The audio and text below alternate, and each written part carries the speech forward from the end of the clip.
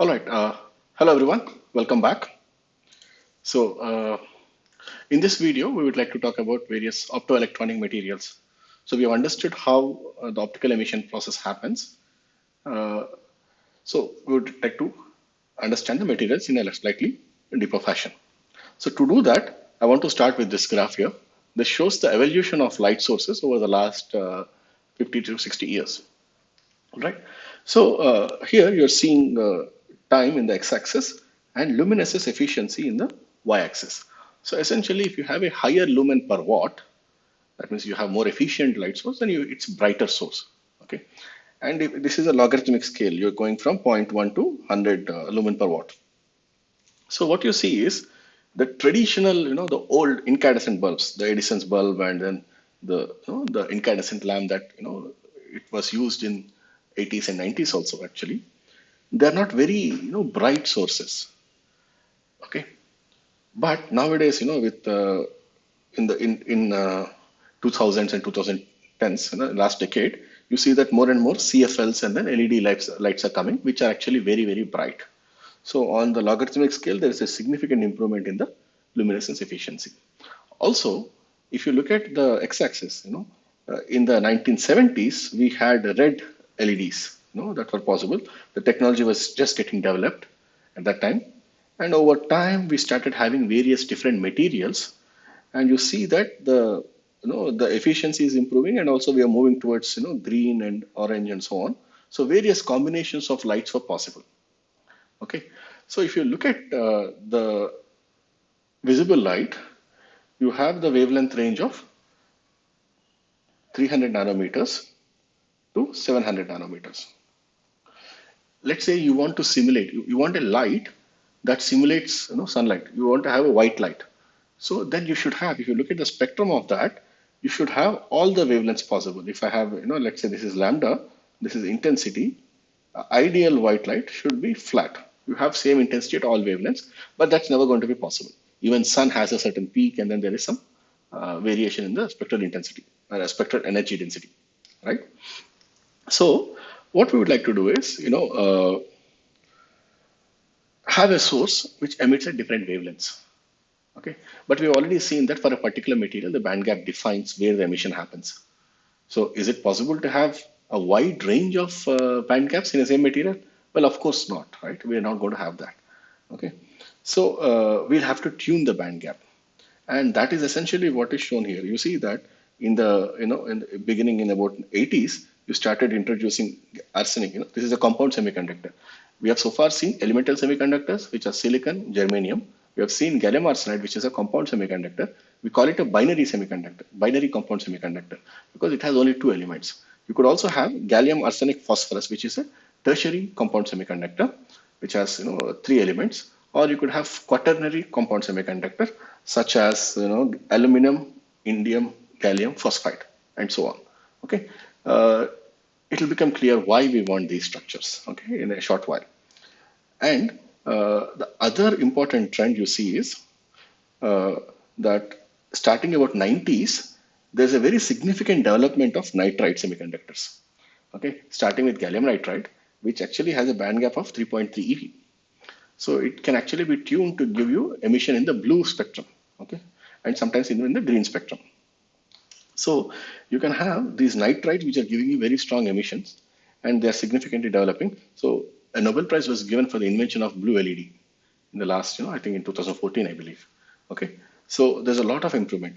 So the trend over the last 50 years has been increase in the luminous efficiency, and also various material combinations that are possible. Now we left the initial gallium arsenide based devices, and a lot of different combinations are being used.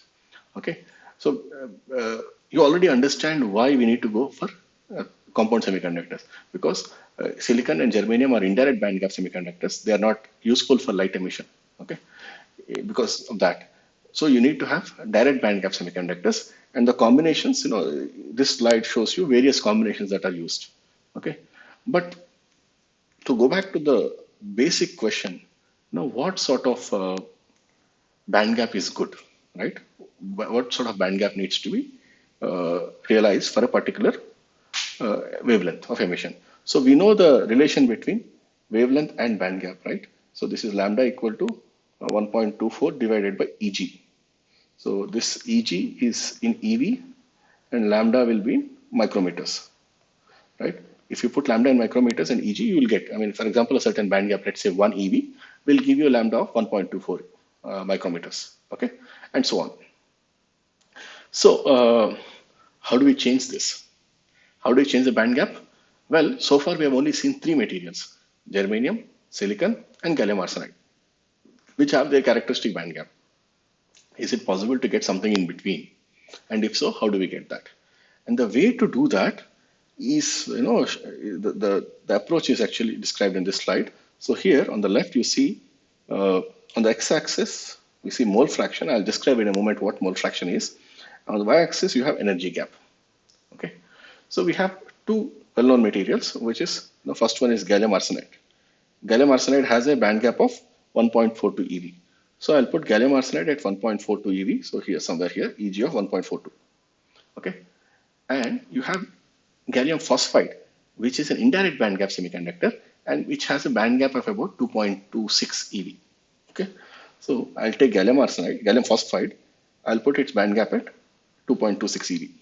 Okay, these are the naturally occurring materials, and we can synthesize them and actually have a highly pure substrate with this. Okay, so now what if I want to have a band gap in between them, in between 1.42 and 2.26? Is there a way to get it? It turns out that there is a way, and the approach is actually to mix the semiconductors. How do we mix the semiconductors? Well, what I can do is I can replace an arsenic atom with a phosphorus atom.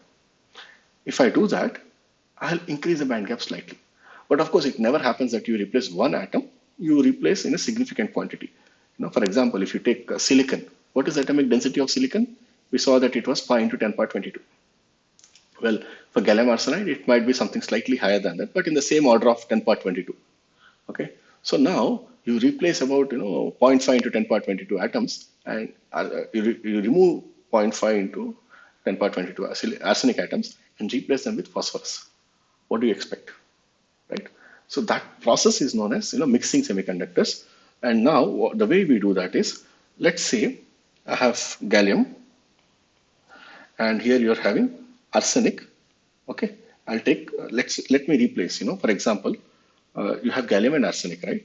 Let's say there are n atoms of gallium and n atoms of arsenic in your material. Okay, you can think of this in terms of per unit volume. Okay, now I'll replace, let's say there are 2 arsenic atoms in the unit cell. Okay, I'll replace one arsenic atom with a phosphorus. Okay, so what I'll do is, instead of n, let me use 2. Okay, let's say there are 2 atoms of gallium and 2 atoms of arsenic in a unit cell. Just as an example. Okay, it's just for discussion purposes. Okay, so now what I'll do is I'll replace one arsenic atom with a phosphorus atom. So instead of this, gallium will remain 2, but arsenic I'll have 1 atom and phosphorus 1 atom. What did I do? Well, now I created a structure which has gallium and then arsenic 1 minus x, phosphorus x. Okay, where my x is a mole fraction, I call it. If you sum up both 1 minus x and x, you get 1, right? So this combination is going to be remain 1, and this will be 1 anyway. So the overall count of atoms is going to remain the same, but some of the atoms you remove. Okay, if of course, in a lattice you have, in a material you have huge number of unit cells, and in some of the unit cells you replace, some of them you don't replace. So essentially, you can have a mole fraction which is changing from x equal to 0 to x equal to 1. Okay, so what I can do is, if I make x equal to 0, what am I doing? Well, I'm essentially having all arsenic atoms only. So I have gallium arsenide. If x equal to 1, I'm essentially having all phosphorus atoms. So it becomes gallium phosphide. Now, what if I do some combination? What if I choose x equal to 0.5? If I do that, gallium, for every 2 gallium atoms, there is 1 arsenic atom and 1 phosphorus atom. That's what it means when I say mole fraction of gallium, arsenic, phosphorus 0.5, 0.5. That means for every 2 atoms of gallium, there is 1 arsenic atom and 1 phosphorus atom physically. Okay, so why is this useful? Well, it turns out that we have seen already that band gap of gallium arsenide is 1.42. On the other extreme, you have gallium phosphide, which has a band gap of 2.26. Now, a combination of this, as I change my mole fraction from 0 to 1, will have a band gap from 1.42 to 2.26. Okay, so this is a very important, very interesting idea to generate various band gaps, because naturally occurring, good quality substrates are very limited, right? So how do we overcome that? By this process. What is actually happening in the energy band diagram perspective? Well, this is an EK diagram. So we know that gallium arsenide is a direct band gap semiconductor. So the valence band maximum and the conduction band minimum will coincide, right? So now, if you excite, you somehow introduce electrons in the upper level and the holes into the lower level, they'll recombine and give you a photon, which is shown here. Now, this is at x equal to 0. And if I increase the mole fraction, I increase x from 0 to, let's say, 0.2. Okay, what would happen? Or in this case, 0.4 is shown. So you have the valence band doesn't change so much, but the conduction band changes in this fashion. So there are two values. One is this main value at L equal this crystal momentum 0, and at some other point you have different k, you have a different value. Okay. So now as you increase to 0.4, this gap is increasing. That's why the band gap is increasing as x is increasing. Now, if you cross x equal to 0.5, for x equal to x greater than 0.45, sorry, if you increase, x beyond that, what is happening is this peak is going much, much higher. And then now the minimum of conduction band occurs at here, at this point. Okay, the minimum of conduction band, right, CB, occurs at k not equal to 0. K equal to 0 is what we want, right? Because that's the direct band gap. But now, if you go, for example, take this guy 0.85, the peak is here, but then the smaller peak and the lower peak is here. So the band gap is going to be this, right? This minus this. This is going to be band gap, and it's an indirect band gap, not a direct band gap.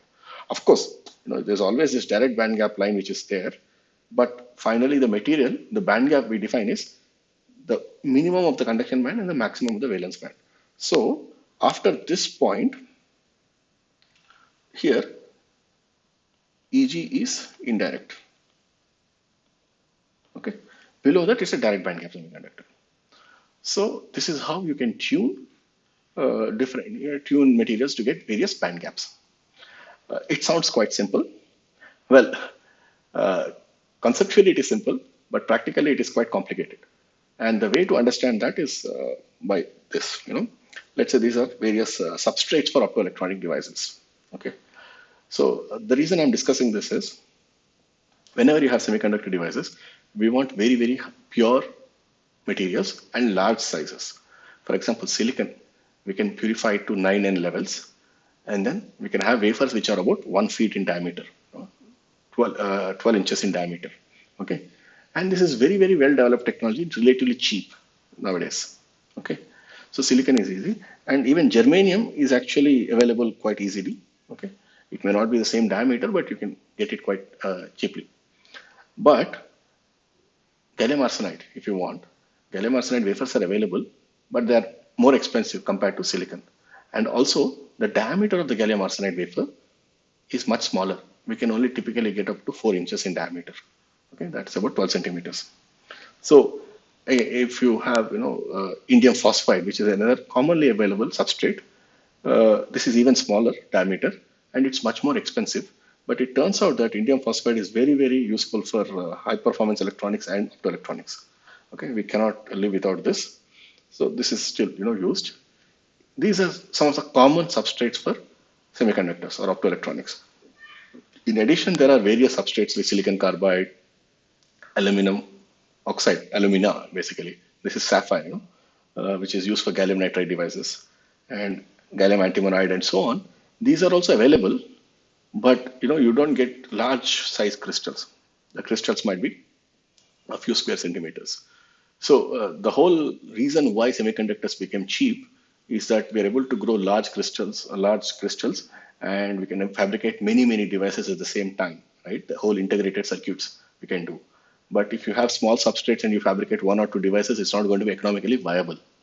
Okay, so it turns out that there are these few substrates, And if you want any other material, for example, gallium, arsenic 0.5 and phosphorus 0.5, you can't really make a substrate out of it. Okay. What we have to do is we have to grow it on an existing substrate. So these are the three main substrates that we have and a few others. So how do we grow them? The process we grow is called as epitaxy. Epitaxy, it's derived from the Greek word, it's given here. Epi means upon, so on top of something. Taxis means order. So you maintain the same order, same crystalline orientation. That is what epitaxy means. So an example would be, take a substrate. I could take, for example, gallium arsenide. Okay, and then I grow a buffer layer. This is for growth reasons. For now you can just accept it. Right? It's some sort of combination. On top epitaxial layer, I want gallium, arsenic 0.5, phosphorus 0.5. If I want that, I need to have a small buffer layer, and then I can grow this material. What this sounds simple enough, but in practice you need to satisfy a condition which is known as lattice matching to actually grow efficiently. Okay, and that is what is shown here. So this is a slide which is image which is taken from Jaspreet Singh's book. I mean, if you want, you can go back and refer, but you don't need to do it for this course. So what I'm showing you is three different scenarios. So well, you have an initial substrate. These dots are representing the atoms and the lines are representing the bonds. So you have a substrate, and let's say your substrate is exactly having the same lattice constants as the material that you want to grow. Okay, so the same sizes, right? These two are there. One is dark and one is gray, that's all. And if you grow them, then you have what is known as perfectly lattice matched material. Okay, what we mean by that is there is a same one-to-one correspondence between the substrate and the epitaxial layer. And this is really very hard to get if you have dissimilar materials. If I try to grow gallium arsenide and gallium arsenide, then I can get it. If I try to grow silicon and silicon, maybe I'll get it. But if I want to grow germanium on silicon, well, it's not going to be perfectly lattice matched. There are going to be some constraints. What are the constraints? Well, let's say because if you are let's say you want to grow silicon and silicon germanium. We saw that silicon germanium was used in the 90 and 65 nanometer technology. Okay, in 2000 to 2003 time frame, 2005 time frame, right? They introduced silicon germanium. So what we said was that is strain. We said, how is the strain happening? Well, silicon germanium is going to have a slightly different lattice constant from silicon, right? So you see that larger unit cell here. Okay, this is just a qualitative depiction. It's by no means the actual physical thing. It's much more complicated. Okay, so this is a slightly larger unit cell, and then you try to grow on this. What happens? There is one possibility. That is, the lattice of the layer that you're growing tries to adjust itself to the lattice which is laying in the substrate. Remember, this is basically about 500 microns of wafer, 500 micrometer wafer. It's a big bulk wafer. On top of it, you're trying to grow a thin layer, maybe 2 nanometers or 10 nanometers. It just depends, what you want. Okay, and there's a whole procedure for this. It's called as molecular beam epitaxy. It's quite detailed, and we don't need to get into it. In a technology course, somebody might teach you that. If you're interested, you can learn by yourself. Well, what happens is, if you try to grow the silicon germanium on top of silicon, you will see that in the x direction, the lattice has shrunk, but in the y direction, it has become stretched. So this is called a strain. We stretch it or compress it. Okay. What happens if you do that? In the discussion, we said that it enhances the mobility and it can be used. For example, in the NMOS devices, there was tensile strain applied, and then in the PMOS devices, is compressive strain. If you do that, the mobility was improved, and that's how they managed to improve the drive currents in the 65 and 90 nanometer technologies. Okay, something similar happens, and you get a different material. You're able to grow. Okay, if you want to perfectly pure silicon germanium, then you have to use the entire substrate differently. And if you try to grow very thick materials here, invariably what happens is this will have some, what we call as defects. What is that? Well, suppose if this strain is not happening, somehow the lattice configuration is such that, let's say you're trying to grow gallium arsenide on silicon. The lattice constants are completely different. Then it will not work. Okay, what will happen? Well, what happens is you have the substrate, you have a epitaxial layer you're trying to grow, but instead of having one-to-one correspondence between the substrate and the epitaxial layer, it will try to grow in whatever default, its lowest energy state. So it will try to maintain the same lattice constants. If that happens, you will see that some of the atoms are not bonded. There's no one-to-one correspondence, and some of them are stretched here like this. So you can have a whole variety of defects that happen, and because of that, you see here that this is a picture again from the same book.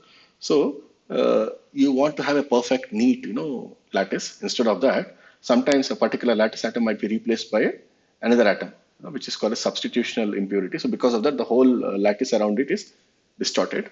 Similarly, you can have an impurity in between the lattice sites. So you saw that in a unit cell, the corners and those face centered and body centered and all that, you have these atoms.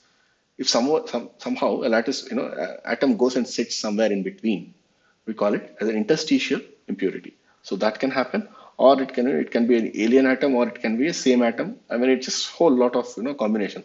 You can sometimes there might be a missing atom, so that's called as a vacancy. So a whole range of defects can occur, and we don't like them. The reason we don't like them is, let's say you have a certain band gap of let's say this is your EV and this is your EC. If let's say there is this trap, or this we call as traps or defects, right? Defects in the lattice. If you have these defects, they will end up as a level in between the energy band gap here. When you have energy levels in between the band gap, then that will cause recombination. So we are creating electrons and holes in the electron hole pairs, and these electron hole pairs can recombine through the trap levels, and because of that, you can actually lose the functionality that you're trying to achieve. You already saw that recombination is proportional to the difference in the energy, inversely proportional rather. If your energy difference is large, then the recombination probability is small. Okay, same as generation, just the inverse process. But now if you introduce a trap level, you are actually having small, higher probability of this transition happening, higher probability of this transition happening.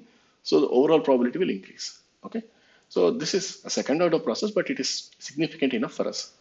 And in optoelectronic devices, it's absolutely undesirable, because whenever electron recombines through this process, it does not emit radiation that we like.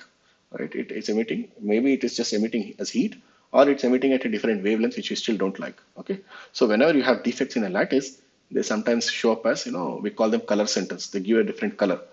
For example, if you have a defect in a sodium chloride lattice, it will show up yellow. And there are many things like that. Anyway, I'm getting distracted. It's not necessary for us right now.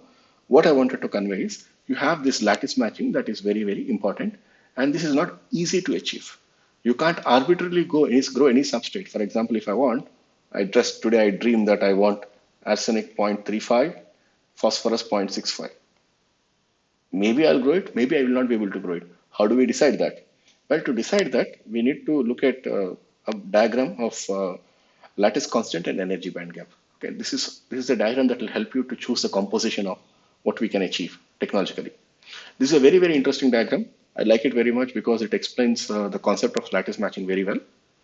And you can spend a lot of time analyzing this, and you'll automatically understand what is suitable. So in this picture, you have the x-axis as the lattice constant, y-axis is the band gap. Okay, so now there are various materials on the x-axis here. Gallium arsenide has a lattice constant of 5.65. Indium phosphide has 5.85 angstroms, and so on. Many different materials. There are 6 to 7 materials here which have their lattice constants. And what are their band gaps? The band gaps are given in the dot here. So for example, gallium arsenide has a band gap of 1.42 eV. That, the corresponding wavelength is given on the right side. Just the same, the relation anyway to convert. So 1.42 eV will correspond to 870 nanometers, okay, 0.87 microns. That's what you're seeing. Similarly, if you take indium phosphide has a band gap of, I think, 1.34 eV, okay, and it has an emission around 920 nanometers. So you see that. So by looking at this, you can analyze, what are the band gaps and what are the wavelengths. Okay. Another interesting thing is, let's go back to the discussion we had about gallium arsenide and phosphorus, right? That's the discussion we had initially. Let's go back. So this was the combination, right? So we had gallium arsenide and gallium phosphide. Let's see what happens when you combine them. Okay. So on this picture, you have gallium arsenide here and gallium phosphide here. Okay. So when you combine them, you see that there is this line which is showing you that the band gap is increasing. Okay, and then aluminum arsenide, it's going to gallium phosphide, which is an indirect band gap. So this dashed line shows you indirect band gap, and a direct band gap is a solid line. Okay, so just as we have explained in the using the band diagrams, you have this line which is appearing. Now, can I grow that? For example, I want to grow this point, gallium, let's say arsenic X, phosphorus 1 minus X. Okay, we want to grow that. Can we do that? Well, it's going to be challenging. The reason is there is no substrate available on which we can grow this material. On the x-axis, you don't have a suitable substrate. So how do we achieve emission in the red region of the spectrum? Well, that is achieved if you look at this particular line. If you pay attention to this line, this is a combination of gallium arsenide and aluminum arsenide. Don't choose phosphorus, choose aluminum. Okay, so what you should do is, let's say this, just remove that. So instead I'll say gallium arsenic 1 minus X, aluminum X. Okay, I choose this combination. So if I put X equal to 0, I get gallium arsenide. If I put X equal to 1, I get aluminum arsenide. If I choose somewhere in between, I get a different band gap. The interesting thing is gallium arsenide has 1.42, aluminum arsenide has 2.2, maybe 2.22, something, 2.5. In between that, you have this line. The beautiful thing is both of them have very, very close lattice constants. So because of that, there's a straight or nearly straight line here. And so it tells you that if I want to, let's say, grow this X equal to 0 to X equal to, let's say, maybe 0.5 or something here, you can grow it on top of a gallium arsenide substrate. So this has the same lattice constant as a gallium arsenide. So I can grow this structure. By doing that, basically I can take gallium arsenide wafer. On top of it, I'll choose this epitaxial layer of gallium, aluminum X, arsenic 1 minus X, whatever, you can do that. Okay. If you do that, it is going to satisfy the lattice matching condition because they're in the same direction. So whenever you have straight lines, you can grow those substrates. Okay. That is what we are looking for in this diagram. Let's take another example. Let's say, okay, if you grow this, essentially you get 700 nanometers light. Easily you can get 700 to 800 nanometers. You can tune it and you can grow various materials, and we can get lasers and LEDs. Another wavelength of interest would be 1.55 microns. I told you that for telecommunications we use 1.55 microns wavelength. And what is the energy corresponding to that? Well, the 1.55 micron is here, right? And this corresponds to 0.8, roughly 0.8 EV. This is a line. So I want to grow this. What do I do? Well, when I look at this immediately, it looks like, I want to be on this substrate. Can I use indium phosphide? No. Indium phosphide looks to be a great material because it has the same lattice constant as the line that I want, right? Vertical exactly on the same line. But it turns out that indium phosphide's band gap is actually much higher. It's 1.34 or so, right? So we can't use indium phosphide for, if I'm interested in any optoelectronic device at 1.55 micrometer, okay? This is critical. If you don't have it, there's no internet, right? Because if you don't have it, there is no fiber optics, right? You are sending this signal at 1.55 and you are laying fibers, connecting continents, and we are able to have instant communication. So this is so critical, and you can't use indium phosphide. So the challenge for you is to think about what sort of combination can give you wavelength of 1.55 micrometers. Okay. So the obvious, choice seems to be, the first choice seems to be, okay, let me use this, let me use this combination, right? I'll use a combination of gallium arsenide and indium arsenide. Okay. I'll start replacing some gallium atoms with indium. Can I get it? Well, you can change the band gap. It's beautiful. If you use this combination, this is basically gallium X, indium 1 minus X, arsenic, right? So you're having this sort of compound semiconductor, tertiary semiconductor, and it's always direct band gap. It's beautiful. But the problem is at, at the substrate that you have, right? At this point, it is having, it's not having really the same lattice constant. So if you want to use this material, you could still try. I mean, you could try because, you will, if you grow it on indium phosphide, you have to be somewhere here, right? This one. So indium phosphide's lattice constant is probably 5.87 angstroms, and your gallium indium arsenide's lattice constant is going to be 5.2 angstroms. There is some amount of lattice matching. Okay, so if you actually study this in greater detail, if you look at the mismatch, you can try to predict how thick you can grow. Okay, that's for material science. I don't want to get into all that. So it is possible to grow it, and people have done it, but it's still not ideal because there is we want to minimize this difference in the lattice matching. Okay, so another option is to choose this particular point here on this line.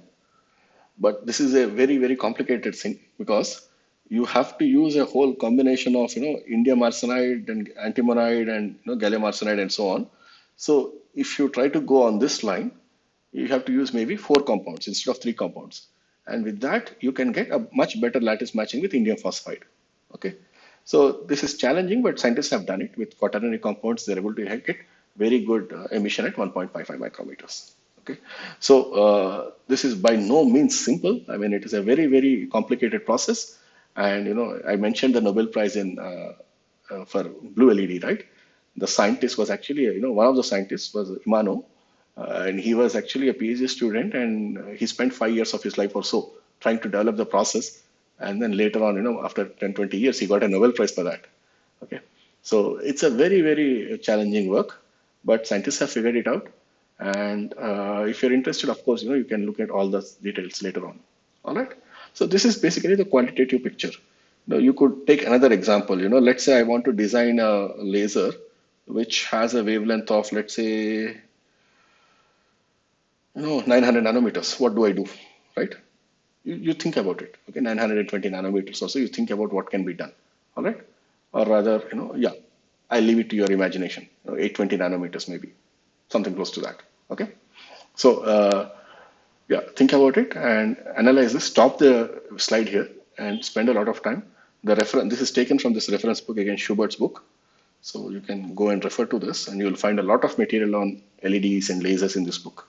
Okay. All right. So with that, I would like to stop the discussion in this video. So we looked at the various materials or material aspects of optoelectronic devices. So I'll stop. And then in the next video, we will talk about the LEDs, the electrical aspects of it. Okay. Thank you so much.